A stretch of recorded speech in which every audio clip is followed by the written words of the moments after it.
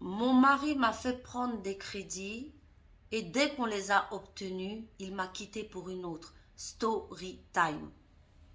Tu connais, hein, c'est Steph, créatrice de la marque Ma Soeur et Ventre Plat Jungle Tea. Donc, si tu veux perdre du poids, 3, 4, 5 ou plus de kilos et du ventre, va choper sur le site ou contacte-moi, on s'occupe de toi.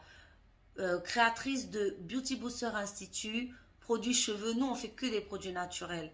Donc si tu as besoin d'une roufa comme moi, tu as des trous et tout partout et que tu as besoin d'avoir du volume, va choper sur le site ou contacte-moi, je m'occupe de toi.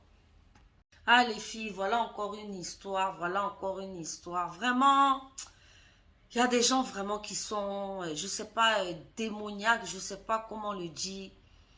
Vraiment méchants, méchants, encore des pervers narcissiques. Il y en a de plus en plus et il y en a vraiment beaucoup. Et ça, malheureusement, vous ne pouvez pas vraiment vous y attendre, vous voyez, parce qu'il y a des gens qui cachent bien leur jeu et c'est terrible. Mais les histoires de crédit, voilà, genre, toi, tu prends un crédit pour ton homme, moi, je ne vous conseille pas, quoi, parce que de nos jours, là, vraiment, il y a trop d'histoires qu'on entend comme ça à chaque fois. Voilà l'histoire de la dame. C'est une dame qui nous explique que à un moment, son mari est venu vers elle pour lui dire, ah oui chérie, il est venu lui parler d'un projet. Lui dire que, ah vraiment, il aimerait bien qu'il fasse tel truc et tout, mais que pour ça, vraiment, il faut qu'elle prenne un crédit, il faut que vraiment il y ait beaucoup de liquidité sur le compte, quoi. Donc, voilà, ils ont commencé à parler de ça. La femme, bien évidemment, c'est son homme. Donc, elle dit, ah bon, il faut faire quoi? Oui, il faut augmenter les plafonds de tel compte, il faut, voilà, prendre tel crédit et tout, machin, machin. Et c'est comme ça qu'elle s'est exécutée. Ils ont mis en place... mais en fait, elle allait voir sa banque, prendre des crédits et tout. À son nom, hein. Augmenter les plafonds des cartes et tout, machin. Et voilà, c'est ce qu'elle a fait. Et dès qu'elle a... En fait, l'argent est arrivé sur le compte. Monsieur a pan, il a disparu jusqu'au jour d'aujourd'hui et même il demande le divorce. Monsieur a pan avec une autre. Il est parti.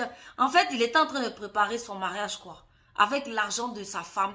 Oh non, mais franchement. Ah non, les femmes, vraiment, vraiment, vraiment, vraiment. Mais ça, là, comment tu. C'est que. Je ne sais pas si tu dois aller porter plainte. Parce que tu ne peux pas porter plainte contre ton mari aussi. Ou bien, mais quand même, c'est un abus de confiance. La justice aussi, vraiment, il faut vraiment qu'elle se revoie, quoi. Parce que moi, je ne peux pas comprendre. Tu as venu faire croire à la femme avec qui tu es que non, tu as un projet, vous avez des choses, elle n'a qu'à augmenter les plafonds, elle n'a qu'à faire tout. Une fois que l'argent rentre sur le compte, fou, tu prends tout et puis tu mets gaz dedans et puis tu t'arrêtes à go.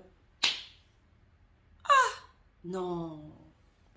Franchement, je vous dis que quand les femmes, on vous dit que les femmes sont des proies, les femmes sont vraiment des proies et ça fait vraiment pitié. Il faut beaucoup prier, mes frères et sœurs, demander à Dieu le discernement dans nos relations, dans vos relations, parce que le monde fait peur. Aujourd'hui, la dame, elle est tellement dégoûtée, désemparée, parce que là, elle a attaqué de partout pour les crédits et tout. Il en a eu pour à peu près 11 000 euros. Il lui a pris pour à peu près 11 000 euros de crédit qu'elle doit rembourser toute seule, avec la douleur d'avoir été lâchée, avec vraiment toute cette rancœur du divorce que le monsieur lui impose. Tout ça, c'est sur son dos, sachant encore que le monsieur est parti avec une autre. Il est parti en convoi de noces ou convoyeur de noces, je ne sais pas, avec une autre. Et elle se retrouve seule dans la détresse. Eh, Seigneur, il y en a qui sont méchants, hein? Non. Non, vous voyez les filles, dans des cas comme ça, qu'est-ce qu'on va dire? Qu'est-ce qu'on peut dire? Parce que tu ne peux pas savoir que le monsieur, en fait, il est en train de préparer un coup. C'est pour ça que je vous dis de fouiller les téléphones. Bon, même si tu fouilles les téléphones, il y en a, ils ont 2 téléphones. Vous voyez? Je pense aussi que tout ça aussi, ce sont des espérances de vie que des fois, on ne peut pas empêcher. Mais on sait, moi, je sais par expérience et je vous le dis que rien n'arrive par hasard. C'est peut-être parce que tu étais trop confiant, trop, je ne sais pas. Je ne sais pas, parce que dans un cas comme ça, que dire, que faire? Que dire, que faire? Le monsieur, il fait tout ça, puis il part avec une autre, avec ton propre agent. Non, mais c'est une dinguerie, quoi. Vous-même, vous voyez. Donc, voilà, prenez soin de vous. Apprenez à étudier les gens. Apprenez à faire des prières de consultation. Apprenez à fouiller dans les portables des gens. Apprenez vraiment, vraiment à savoir avec qui vous êtes, à qui vous avez affaire. dis, hein, pistez vos hommes, fouillez dans le téléphone, essayez de mettre en place des choses parce que vous savez que à 90%, mais je dirais 95%, il y a toujours, c'est-à-dire il y a toujours, comme on appelle ça, des indices. Il y a toujours des indices quelque part avec ces malots-là. Si tu l'avais suivi, peut-être tu allais voir qu'il voyait quelqu'un d'autre. Peut-être tu allais voir des petits trucs, des petites pistes. Arrêtez de faire confiance aveuglément aux gens en vous disant que non, c'est mon mari, j'ai confiance en lui. C'est comme ça que beaucoup se réveillent et puis elles sont traumatisées là. Moi, en tout cas, je vous invite à fouiller les téléphones, fouiller la vie, mettre des détectives privés. En tout cas, moi, c'est ce que moi, je vais faire et je ferai. Donc, je dis à mon gars qui me regarde actuellement que sache que bientôt, je te mettrai un détective privé au cul parce que j'aurais besoin de savoir qui tu es vraiment. On a peur, les femmes, nous les femmes, là, de plus en plus, on a peur. On est en danger. Et puis, c'est souvent les hommes, on entend des histoires comme ça. Hein. À 80%, ce sont eux. Quand c'est pas parce que tu as tout donné pour lui, du jour au lendemain, c'est là, il a vu qu'il a trouvé sa femme, il te quitte.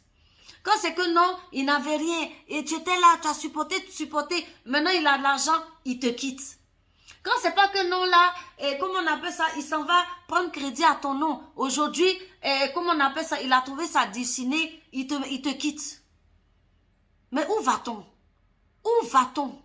Les gens aujourd'hui sont tellement avides d'argent, tellement qu'il n'y a plus de respect d'honneur, plus de loi, plus de... Non, franchement, c'est grave. Franchement, les filles, au jour d'aujourd'hui, on ne sait plus avec qui on est. La confiance qu'on donnait aux gens d'avant, déjà même avant, il y avait des cas, mais au jour d'aujourd'hui, c'est une dinguerie, c'est une folie. Vous pouvez être avec votre ennemi, vous dormez avec votre ennemi, c'est votre ennemi, mais vous ne le savez pas. Vous dormez avec lui, vous kennez avec lui, vous pensez que voilà, mais l'idée derrière la tête. Ça là, on peut dire quoi? Prenez soin de vous, ciao.